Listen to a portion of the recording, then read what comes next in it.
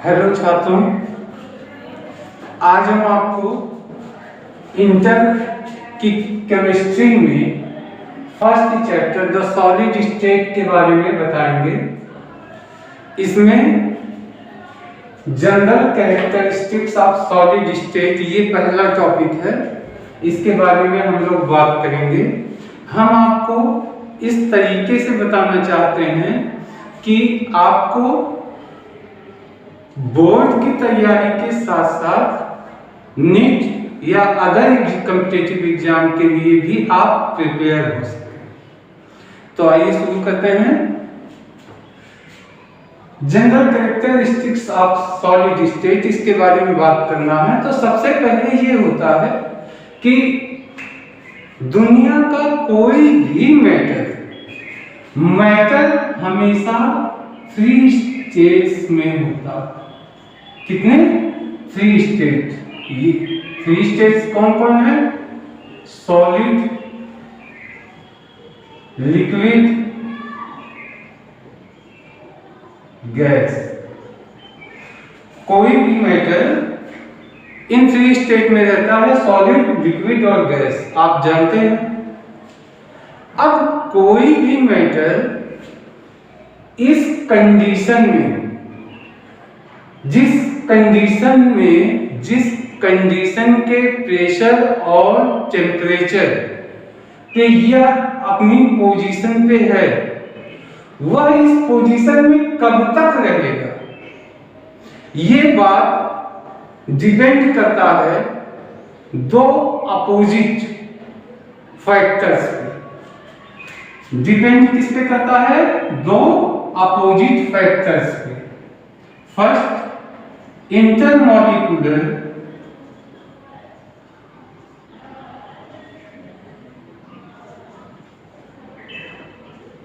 Force और second होता है थर्मल एनर्जी।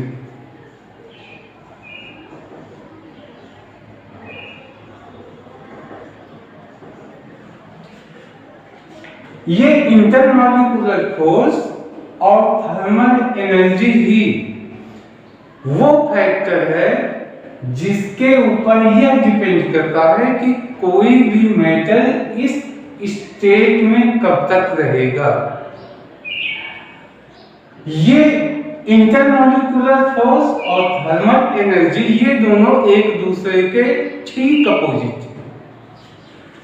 इंटरमॉलिक्यूलर फोर्स ये क्या करता है? ये करता है जो भी मॉलिक्यूल्स होते हैं, ये मॉलिक्यूल्स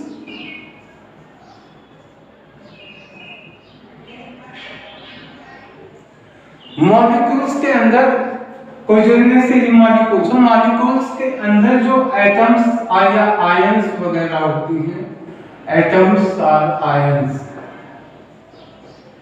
ये इन मॉलिक्यूल्स को या एटम्स या आयंस को, इसका काम होता है क्लोज रखना, यानी एक दूसरे से पास रखने की ये कोशिश करता है। जबकि थर्मल एनर्जी का काम क्या होता है? ये थर्मल एनर्जी ये करता है मूविंग मॉलिक्यूल्स। ये मॉलिक्यूल्स को मूव कराता, बहुत फास्टर मूव कराता है और फास्टर मूव करा के एक दूसरे से दूर करने की कोशिश करता है। दोनों एक दूसरे के इसलिए अपोजिट है। ये क्या करता है? ये मॉलिक्यूल्स या एटम्स या आयंस को क्लोज करता है, जबकि थर्मल एनर्जी इसकी मूविंग जो है, इन मॉलिक्यूल्स या आइटम्स आयंस की इसको मूविंग करवा के, फास्टर मूविंग करवा के इसको दूर करने की कोशिश करता है। अब आ जाते हैं, अगर कोई मैटर इस कंडीशंस में है और एफिशिएंट टेम्परेचर अगर लो किया जाए, यानी एफिशिएंट लो टेम्परेचर पे ये थर्मल एनर्जी क्या होगी, लो हो जाती है। लो टेम्परेचर पे थर्मल एनर्जी क्या होगी, लो हो जाएगी। अब जब ये थर्मल एनर्जी लो हो जाएगी तो इंटरमॉलिक्यूलर फोर्स का काम क्या होता है, ये मॉलिक्यूल्स या एटम्स आयंस को एक दूसरे के एकदम क्लोज कर देता है, ज्वाइंट करने की कोशिश किया जाता है और मॉलिक्यूल्स को ये फिक्स्ड कर देता है, एक जगह पे फिक्स्ड कर देता है। और फिक्स्ड करने के बाद वो मूव करते हैं, लेकिन अपने मेन पोजीशन पे, इनका जो मेन पोजीशन होता है वहीं पे ऑसिलेट करते हैं, वहीं पे ऑसिलेट करते हैं, लेकिन छोड़ के नहीं जा सकते। और इसी वजह से सॉलिड हमेशा बना रहता है। कोई भी मैटर अगर सॉलिड में है तो सिर्फ यही रीजन है कि ये सॉलिड स्टेज में रहता है। अब क्या होता है, किसी भी मैटर में जो general characteristics of solid state के होते हैं वो निम्न होते हैं।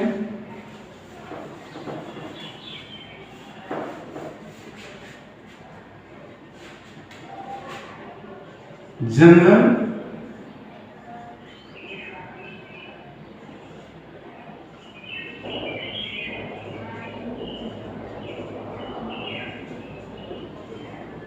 प्रॉपर्टीज,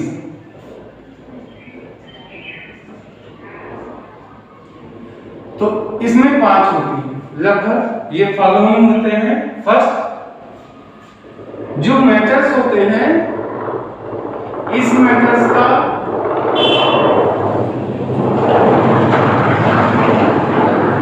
मास, इसका मास, वॉल्यूम एंड शेप ये डिफिनिट होता है।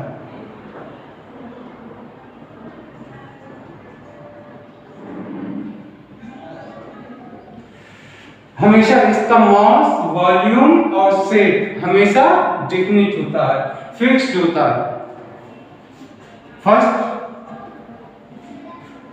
Second, intermolecular distance very short. Intermolecular distance ये क्या होती है,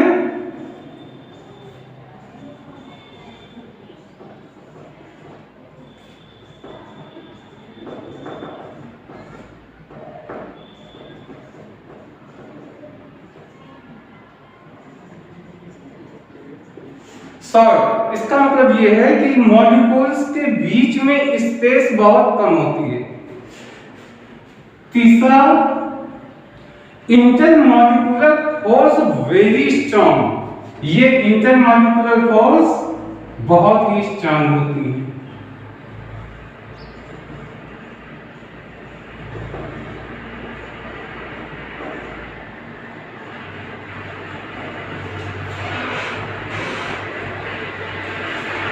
ये बहुत ही स्ट्रॉन्ग होती है। जितनी ही इंटरमॉलिक्यूलर फोर्स स्ट्रॉन्ग होंगी उतने ही सॉलिड स्ट्रॉन्ग सॉलिड होगा।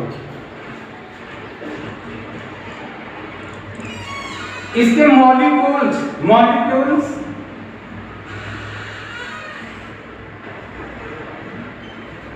ये कहीं पे मूव नहीं कर सकते, अपने मेन पोजीशन पे ऑसिलेट करते हैं। मेन पोजीशन,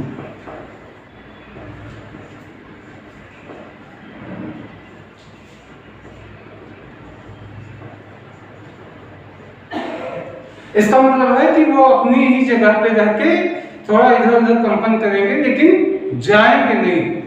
कोई भी एटम्स या मॉलिक्यूल्स एक दूसरे को छोड़ के नहीं जा सकते। और इसकी लास्ट एक और कैरेक्टरिस्टिक्स है इसकी, इनकम्प्रेसिबल होते हैं।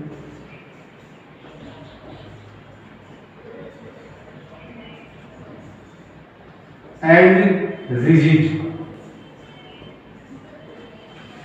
इनकम्प्रेसिबल होते हैं, यानी उनको दबा के आप दबा नहीं सकते, और रिजिड भी होते हैं काफी। इस तरीके से आपने इस टॉपिक के बारे में जाना है। आप इसके कैरेक्टरिस्टिक्स को जान लीजिए, बहुत इजी है। मास वॉल्यूम शेप डिफिनिट होते हैं। Intermolecular distance very short. Intermolecular force strong होंगे। इनके मॉलिक्यूल्स अपने मीन पोजीशन पे ऑस्किलेट करते हैं, इधर उधर नहीं जा सकते। इनकम्प्रेसिबल होते हैं और रिजिड होते हैं। इनका मेन रीजन क्या है? Intermolecular forces. इस स्टेट के फैक्टर्स किस पे निर्भर करते हैं? दो चीजों पे निर्भर करते हैं, इंटरमॉलिक्यूलर फोर्स और थर्मल एनर्जी पे निर्भर करते हैं। ये इंटरमॉलिक्यूलर फोर्स और ये थर्मल एनर्जी एक दूसरे के अपोजिट होते हैं। जब लो टेम्परेचर होता है तो थर्मल एनर्जी लो हो जाती है और इंटरमॉलिक्यूलर फोर्स स्ट्रांग हो जाते हैं। तो ये जितने भी स्ट्रांग होंगे उतने ही सॉलिड स्टेज बने रहेंगे और कन्वर्जन की संभावना कम होती है। तो ये रहा आपका पहला टॉपिक्स। अब इसके बाद एक एक करके हम हर टॉपिक्स पे आपसे बात करते रहेंगे। आशा है आपको समझ में आया होगा। अगर नहीं समझ में आया है, कोई डाउट्स हो तो आप कमेंट्स करेंगे, हम आपको जवाब देने की कोशिश करेंगे, आपकी पूरी हेल्प करेंगे। Thank you.